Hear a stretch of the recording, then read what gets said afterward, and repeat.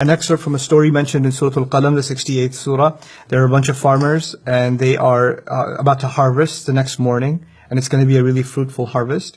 And they want to make sure that they go early in the morning before poor people wake up, because the poor people in the village also know it's harvest day. So they're going to show up outside the farms and outside the gardens, hoping that they can throw some fruits their way, give them some of it, and receive some charity. So they make a scheme that they're going to try to get there before any of the poor people show up. And so the language is, أَلَّا يَدْخُلَنَّهَا الْيَوْمَ عَلَيْكُمْ مِسْكِينَ. Make sure that not a single poor person and a single bankrupt person enters upon you, meaning shows up in your vicinity. Just make sure you, and make sure you speak in a low voice not to wake anybody up, and go in a sneaky way and get back. Now they didn't push, in other places in the Quran, يَدُعُ الْيَتِيمِ. He pushes the orphan. لَا يَحُضُّ عَلَى طَعَامِ الْمِسْكِينِ. He doesn't encourage the feeding of the poor.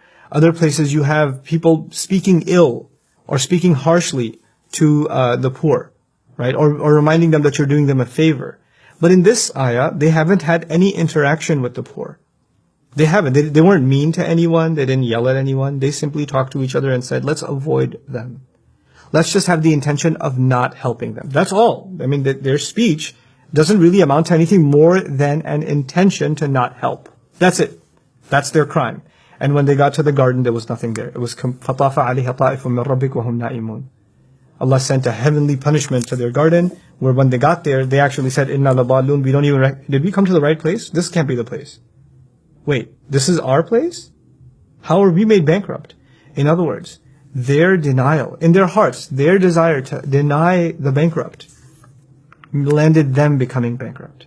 Be careful how you think about those in need. If you just simply think about them as a nuisance, that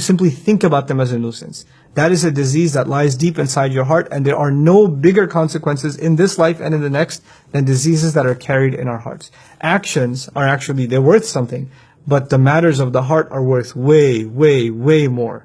You may not have done it, these people haven't done an evil deed yet. They've just stated the intention to not help. But that intention itself is enough to enrage Allah, when that intention was made with such commitment.